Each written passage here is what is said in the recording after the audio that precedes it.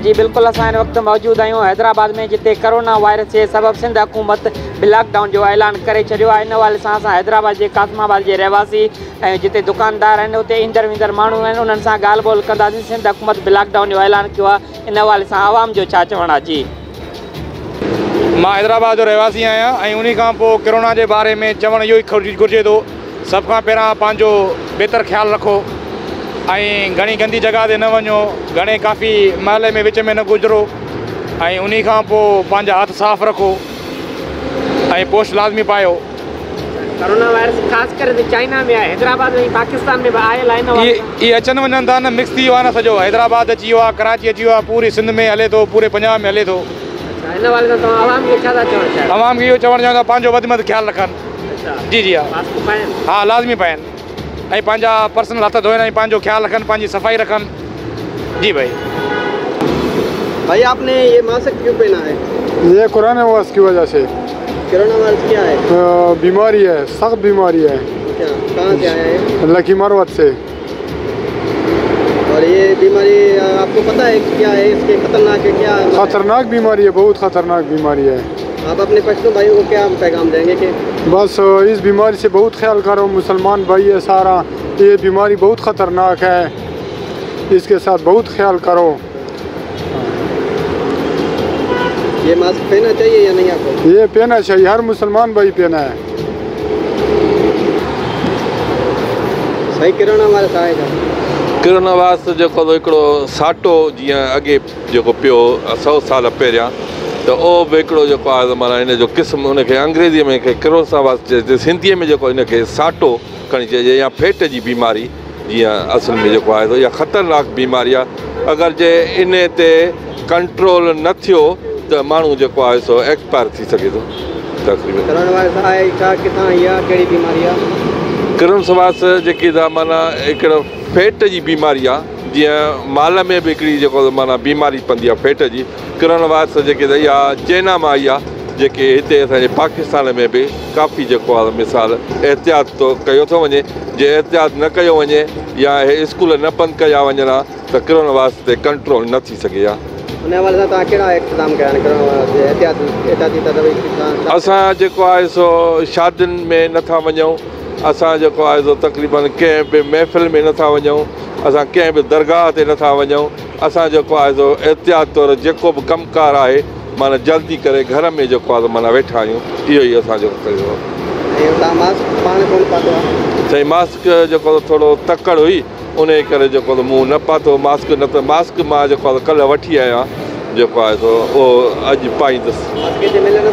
जी साईं, हा मास्क जेको चवनि शाही बाज़ार में जाम था मिलनि, 20 रुपया मास्क आहे, जेके बि तव्हांखे खपनि तव्हांखे मिली सघनि था। जी हुकूमत 15 ॾींहं दुकानूं वग़ैरह बंदि कया आहिनि, उन हवाले सां तव्हां छा चवंदा? दादा असां डेली कमाइण वारा आहियूं, शाम माना ॾींहं जो कमाईंदा आहिनि, शाम जो असांजो चुल्हो ॿरंदो आहे, सम्झी ॻाल्हि, त बच्चा असांजा खाईंदा आहिनि। असांजा 15 ॾींहं जेकॾहिं न कमाईंदासीं त असांजा बच्चा बुख ते मरी वेंदा। इहो हाणे हुकूमत छा थी करे, हिन जे माना हुकूमत खे खपे न त माना को न को ऑप्शन खणेसि। जे 15 ॾींहं दुकानूं बंदि हूंदियूं, छा खाईंदासीं? ग़रीब इंसान आहियूं, डेली कमाइण वारा, डेली खाइण वारा मज़दूर इंसान आहियूं। ॿुधे असांजी गवर्नमेंट जी को नौकिरी न आहे, असां डेली कमाईंदा आहियूं, डेली खाईंदा आहियूं। ॿुधई घर पंहिंजो आहे या किराए ते? किराए ते वेठा आहियूं, बच्चा बि माना असांजा माना ईअं गवर्नमेंट जे स्कूल में दाख़िल कया न, त माना प्राइवेट में नथा पढ़ाए सघूं, पैसा न आहिनि, ग़रीब इंसान आहियूं। कमाइण वारा त हिकिड़ो आहे, त घर कीअं हलंदो जॾहिं तव्हांजी रोज़गारी हिननि बंदि करे?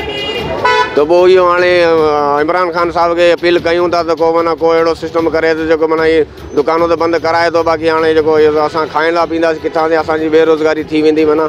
त इन लिहाज़ सां को असां माना को मदद करे, या कोई गवर्नमेंट मदद करे या फ़ौज मदद करे, ओड़े हिसाब सां। अदा किराना वारा जेकॾहिं 15 ॾींहंनि लाइ हुकूमत फ़ैसिलो कई आहे त 15 ॾींहं दुकानूं बंदि करे छॾियो, त इन फ़ैसिले खे तव्हां कीअं था? असांजो अन गवर्नमेंट खे इहो मुतालबो आहे त दुकान हिकिड़ी बीमारी जे करे गवर्नमेंट जो इहो सही इरादो आहे त बंदि बि करणु लाज़मी आहे, पर ग़रीब आवाम जे लाइ सोचणु खपे ज़रूरु, छो त बेरोज़गार माण्हू जाम थी विया आहिनि। इन करे वॾो मसइलो थी सघे थो, ग़रीब आवाम केॾांहुं वेंदी। इन करे इहो आहे त गवर्नमेंट ते फुल तवजो ॾियणु खपे, ग़रीब आवाम ते बि पोइ इहो मुतालबो कढियो वञे। असांजी इहो ई गवर्नमेंट ते इहो आहे त कोरोना बि तव्हांजे फ़ाइदे लाइ असां बंदि कराया आहिनि दुकान वायरस जे करे। बेशक इहो बि सिधी ॻाल्हि आहे त असांजे लाइ इहो माना इहो बीमारी फैलजण सां पूरी दुनिया खे माना हिकु ख़तरो आहे पर 15 ॾींहं कारोबार बंदि थियण ते बि वॾो माना हिकिड़ो असरु आहे इन करे त इहो सोचणु खपे ऐं थोरो सही मुतालबो कयो वञे असांजो इहो ई अर्ज़ु आहे महिरबानी कोरोना वायरस जे करे वाक़ई हवाई ॻाल्हि सही आहे, इहो मुतालबो सही आहे, लेकिन हज़ारे माण्हू बेरोज़गार आहिनि, उहो केॾांहुं वेंदा? जेको माण्हू 500 रुपया दिहाड़ी कमाए थो, शाम जो घर वठे बचनि जो अटो वठे थो, केॾांहुं वेंदो? बेरोज़गारी घणी आहे। जेकॾहिं हुकूमत लॉकडाउन कयो आहे त ग़रीब जेके डेली वेजिस कमाइण वारा उहो घर जो किरायो कीअं अदा कंदा? घर जो किरायो कीअं, गैस बिजली किथां पूरी करे सघंदा, किथां करे ॾाढो हिनखे हुकूमत खे कुझु करणु खपे, इहो ॾाढो ग़लति आहे। तव्हांजी सोच कहिड़ी आहे, छा करणु घुरिजे? असांजो इहो आहे त भई हिन जो को न को मसइलो हल कजो। हज़ारे रोज़ माण्हू बेरोज़गार आहिनि, केॾांहुं वेंदा? इहो खोलनि था त वायरस वधे थी, हाणे कीअं वञनि? उनखे हुकूमत खे कुझु करणु खपे भला। असां हाणे छा गरीब माण्हू छा गरीब माण्हू परेशान हूंदो जेको 500 रुपया दिहाड़ी कमाए शाम जो अटो वठी वञे थो, हू केॾांहुं वेंदो 15 ॾींहं लाइ?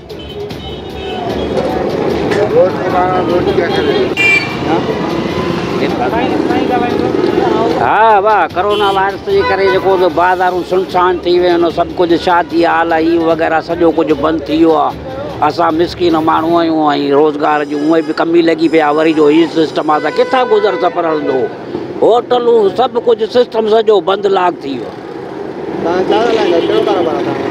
जी भाई असां मज़दूरी कंदा आहियूं। जी हाँ, वो तो गरीब है, गरीब आदमी कहाँ जाएंगे? लेकिन वो भूख से ही मर जाएगा, वो तो भूख से ही मर जाएगा। जब आटा नहीं होगा, दाल नहीं होगी, क्या करेगा? एक तरफ वायरस भी है, उसको भी देखना। कहाँ से लाए गरीब आदमी? 500 रोज कमाने वाला वो शाम को आटा लेके जाए बच्चों को लिए, ये क्या मिलेगा? हुकूमत को क्या करना चाहिए?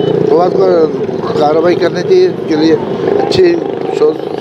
एकदम कर रही है, दुकानें बंद है, होटलें बंद, सब कुछ बंद कर रहा है। तो कारोबार ही नहीं होगा तो फिर क्या करेगा आदमी? तो आपकी सोच में क्या होना चाहिए? हुकूमत को क्या है तदाबीर होनी चाहिए? घर पे बैठ जाएगा बंदा, क्या करेगा? तो घर पे भी तो कुछ ना कुछ आसरा हुआ है। घर पे भी कोई अच्छा कितनी उम्र हुई अपनी? ऐसे 65 साल 70 साल, कोई ऐसी बात ही नहीं हुई है। हुकूमती फैसलो आहे त 15 ॾींहं दुकान बंदि थियणु खपनि, इन फैसले खे तव्हां कीअं था ॾिसो? ऐं फ़ैसिलो हो त जेको हिननि कयो आहे 15 ॾींहं दुकान बंदि कयो। हाणे अमीरनि माण्हुनि लाइ त को मसइलो न आहे, जंहिंजो बैंक बैलेंस आहे उहे वेही करे खाई था सघनि, पर ग़रीब माण्हू आहिनि जेके रोज़ 400-500 रोज़ कमाइनि था, उहे वीचारा केॾांहुं वेंदा? उहे 400-500 रोज़ कमाइनि था, उन्हनि जो घर जो गुज़र सफ़र हले थो। हाणे हीअ जो 15 ॾींहं बंदि कंदो, उहे ग़रीब माण्हू बेरोज़गार थींदा, पोइ उन्हनि जे लाइ हिननि कुझु कयो कान्हे हींअर ताणी, पोइ उहे छा कंदा वीचारा? उहे त वीचारा दरबदर थींदा। घणनि माण्हुनि जा घर किराए ते आहिनि, हीअ 15 ॾींहंनि जो उनजो घर जो किरायो आहे, दुकान जा किराया आहिनि, ऐं ज़ारी ॻाल्हि आहे ॿियूं बीमारियूं मंजबूरियूं उन्हनि जूं आहिनि, परेशानियूं, उन्हनि जे बारे में त हिननि कुझु ई कान कयो आहे। बाक़ी दुकान बंदि कराइण जा ऐं बेरोज़गार करण जो सोचे छॾियो आहे। हाणे कोरोना त अची वई आहे, उहा हिकिड़ो हाणे सभिनी नसीब जी ॻाल्हि आहे, जेके थियणो थो थींदो, पर हाणे जेके बेरोज़गार करनि पिया हिननि लाइ त कुझु करनि न। हाणे घणा माण्हू आहिनि जेके हिते किराए ते ठहनि, मोलाई जीअं घर बि किराए ते आहिनि, कमाइनि पिया, खाइनि पिया, घर जो गुज़र सफ़र हले पियो, मज़ूरी करनि पिया। हाणे ई बेरोज़गार थींदा, पोइ उन्हनि जे लाइ त हिननि कुझु ई कान कयो आहे, उहे जा दरबदर थींदा, पोइ बसि हाणे छा करे सघूं? हुकूमत चवंदा कोरोना असां जेको वायरस आहे उनजे बचाव लाइ कयूं, पर इहे तव्हांजे लाइ फ़ाइदेमंद आहे। ऐं फ़ाइदेमंद आहे, पर हीअ जेकी बेरोज़गारी थी आहे, ग़रीब माण्हू हिननि जो इहो फ़ाइदो आहे, ग़रीब माण्हू त हूअं ई मरींदो बुख में। 15 ॾींहंनि में हीअ जेको हिननि बेरोज़गार कयो आहे, हिन बेरोज़गारी में मरींदा। कोरोना में मरनि न मरनि, बेरोज़गारी में मरी वेंदा। ही हुकूमत जेको कयो आहे त इहो त बेरोज़गारी में ई मरींदा, बुख में, परेशानी मजबूरी थींदी हिननि खे। घर किराए ते अथनि इलाही माण्हुनि जा, जीअं दुकाननि जा किराया आहिनि। कोरोना ते मरनि न मरनि, कोरोना में मरंदा उहो हुनजो नसीबु आहे। बाक़ी हीअ त गवर्नमेंट जे फ़ैसिले 15 ॾींहं में बुख ते ई मरी वेंदा हलिया। ऐं जे खाइण पीअण लाइ न हूंदो त माण्हू ख़ुदकुशी ते मजबूर थी वेंदा, हूअं ई मरी वेंदा। हीअ 15 ॾींहं न खाईंदा पींदा, हूअं ई मरींदा, ख़ुदकुशियूं कंदा, चरिया थींदा, पंहिंजा बच्चा मारींदा, धकंदा, पंहिंजो पाण खे ॿियो छा कंदा? कुझु न आहे जेकॾहिं तव्हां 15 ॾींहं दुकान बंदि कयो था। ग़रीब माण्हू वटि हिकिड़े ॾींहं जो राशन कान्हे, तव्हां 15 ॾींहं जी ॻाल्हि कयो। ग़रीब माण्हू कमाए पियो, खाए पियो, 15 ॾींहं जो राशन किथां जमा कंदो? ज़मीनदार थोरी आहे, ग़रीब अवाम आहे, हिते जी कमाए पई खाए पई, 400-500 ॾियारी ते मज़ूरी पिया करनि। 15 ॾींहं जो जहिड़ो राशन हूंदो उहो पोइ छा न कमाईंदो? 15 ॾींहं जो राशन जॾहिं ख़तमु थींदो तॾहिं पोइ कमाईंदासीं। हिते रोज़ कमाईंदा, रोज़ खाईंदा, 15 ॾींहं जो राशन कंहिं वटि आहे? हे ईअं ई मरींदा, वाह बुख ते मरींदा, के पंहिंजा पाण खे मारे छॾींदा, ख़ुदकुशियूं कंदा, हिते ई मरी वेंदा हलिया। कोरोना मारे न मारे, बुख ऐं बेरोज़गारी अवाम खे ज़रूरु मारींदी।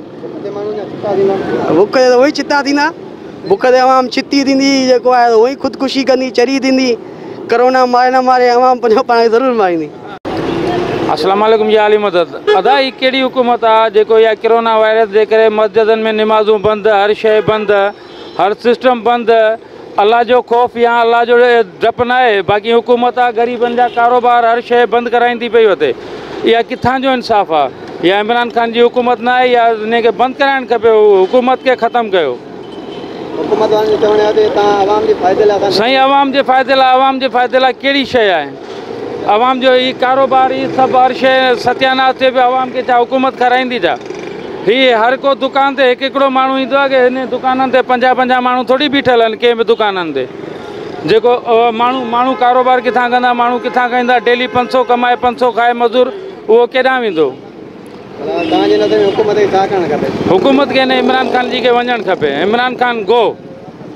हा,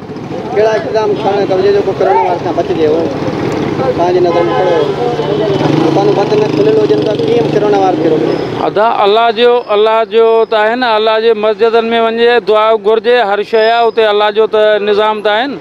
अल्लाह जी पकड़ खां केरु कोन था जिटूं, असां कोरोना वायरस खां जिटी वेही रहिया आहियूं। अल्लाह साईं चाहियो त साथ असांजो मिंटनि में। मौत त बर हक़ आहे न, मौत त बर हक़ आहे, कफ़न में शक आहे। मौत त असांजे लाइ माना मुक़दर आहे। हिकिड़ो ॾींहुं मौत जो आहे, असां हिन वायरसनि खां जिटंदासीं, पोइ असां ही पाकिस्तान कीअं हलाईंदासीं? या बसि माना हिते इहो सिस्टम ख़तमु हुजे, बसि थोरो थिए, बसि बंदि कयो कारोबार, हर शइ बंदि थी वञे। साईं हिते पाकिस्तान में एतिरो वायरस आहे कोन, एतिरो सिस्टम जेतिरो ई शो कयो पियो वञे। वायरस घटि आहे पर उनखे वधण खां रोकण लाइ इंतज़ाम कया विया आहिनि। इंतज़ाम कया विया आहिनि त उते जिथां माण्हू अचनि पिया ॿाहिरि मुल्कनि खां, उन्हनि खे उते रोकियनि न, उन्हनि खे उते रोकियनि। हेॾां पाकिस्तान में दाख़िल छो था थियणु ॾियनि? ईरान खां जेको अचे पिया उन्हनि खे रोकियनि, जेको ॿाहिरि मुल्कनि खां अचनि पिया उन्हनि खे रोकियनि। हिते पाकिस्तान में त न आहे न, सभु वायरस त ॿाहिरि खां अचे पियो न। हिते पाकिस्तान जे माण्हुनि खे त कोन्हे न वायरस लॻल, ॿाहिरां खां जेको अचे पियो त उन्हनि खे वायरस लॻल आहे। असां बि मीडिया सॼो ॾींहुं ॾिसूं पिया, सॼो ॾींहुं इहो सिस्टम आहे, त हिते वारे माण्हुनि खे त कंहिंखे कोन्हे यार। उहो तमामु भला आहे, सिंध हुकूमत बि सुठा इंतज़ाम कया आहिनि। सुठो साईं मुराद अली शाह खे तमामु सुठो आहे, त सुठा हुकूमत पंहिंजो सिंध हुकूमत कया आहिनि सिस्टम। बाक़ी हाणे हिन इमरान ख़ान खे ख़तमु थियणु खपे, इन खे वञणु खपे। यार हुकूमत जेको कमु करे रही बिल्कुलु राइट आहे, हिन एंगल ते हींअर बिल्कुलु सही कमु हले पियो। पर उन सां गॾोगॾु ग़रीब आवाम जेको आहे सो हू काॾे वञे? जेकर ग़रीब आवाम कमु बंदि करे घरनि में वेहंदो त हुननि खे जेको घर जो डेली जो राशन आहे या जेको ख़र्चो आहे पाणी, उहो किथां पूरो कंदो? हू त अफोर्ड नथो करे सघे न। जेकर कमु न कंदो त उनखां अलावा हिकिड़ो त न आहे, घर जा खोड़ मसाइला आहिनि। उन मुंहं खे ॾियण लाइ जेको आहे सो आवाम किॾे वञे, कंहिंसां ॻाल्हाए? उहो आवाम जेको आहे गवर्नमेंट खे ॾिसंदी पई त हाणे गवर्नमेंट असांखे कहिड़ी मदद करे थी? हाणे गवर्नमेंट जो जेको कमु आहे हाणे उहो पंहिंजो भली राइट कमु करे पई, बाक़ी जेको उनखे जॻह ते जेको आवाम जी मदद करणी आहे उनखे उहो बि त कमु सोचणो आहे न। ग़रीब आवाम हाणे दुकानदारी बंदि कयो, सभु कारोबार बंदि कयो। जे दुकानदार कारोबार बंदि थियनि त कमाईंदो छा, खाईंदो छा? जेके डेली कमाइण वारा आहिनि उहे काॾे वञनि? हुनखे बि त जेको आहे खपे न डेली। कंहिंजो 1000 जो ख़र्चो आहे, कंहिंजो 200 जो ख़र्चो आहे, कंहिंजो 500 जो ख़र्चो आहे, डेली जेको आहे हुननि जो खपे न। कुल हुकूमत आवाम जे लाइ सोचे पई, आवाम खे जेको आहे सो हुनजी मदद करणु खपे। हींअर हुकूमत ई जेको आहे सो हिन जो जेको आहे हल कढंदी, आवाम वटि को हल कोन्हे हिन जो। अगरि इहे असां एहतियात कंदासीं, पंहिंजो बिल्कुलु जेको आहे एहतियात कंदासीं, तॾहिं वञी असां हिन शइ खां बची सघंदासीं। ॿाहिरिनि मुल्कनि में त फैसिलिटी ॾिनी वञे थी आवाम खे, हिते पाकिस्तान जे अंदरि जेको आहे असांखे कहिड़ी फैसिलिटी आहे ग़रीब आवाम जे लाइ? कहिड़ो ग़रीब आवाम लाइ केरु सोचे थो? को ज़मींदार आहे, को 50,000 ग़रीब खे ॾेई आयो आहे या न ॾेई आयो आहे, त बाबा हिनखे ॾियणा आहिनि, बाबा हिनखे घर में कुझु न आहे। पर हुनखे जो गवर्नमेंट सोचे हुनजे बारे में, ॿियो त केरु कोन सोचींदो। गवर्नमेंट जो कमु आहे हुनजो माना जेको आहे हल कढे। हिन लॉकडाउन जे हवाले सां कासमाबाद ऐं हैदराबाद जे आवाम जो इहो ई चवणु आहे त जे लॉकडाउन करायो थो वञे त ॿाहिरि मुल्क में अहिड़ा फैसिलिटी बि मौजूदु आहिनि जिते घरनि में वञी खाधो खुराक पहुचायो वञनि। हिते हैदराबाद या पाकिस्तान सॼी सिंध में जे लॉकडाउन करायो था त आवाम खे खाधो कीअं पुॼाईंदो? जेको 500 रुपया ॾींहं में कमाइण वारो माण्हू उहो रोज़गार कीअं करे सघे? हुन 15 ॾींहं जे बंदि हूंदो त ॿाहिरियां मार्केट वग़ैरह बंदि हूंदा त उहो आवाम खे सहूलियत नथो मिली सघे। कैमरामैन महबूब अली जमाली सां गॾु रिपोर्टर मज़र अली जमाली, सोच TV हैदराबाद। ये सब्सक्राइब कयो हमारे पंहिंजो चैनल सोच टीवी के बेल आइकन के दबाएं कदें भी न विसारींदा। सब्सक्राइब करें आपके अपने चैनल सोच टीवी को और बेल आइकन पर क्लिक करना ना भूलें। Don't forget to subscribe our channel Soch TV and press the bell icon.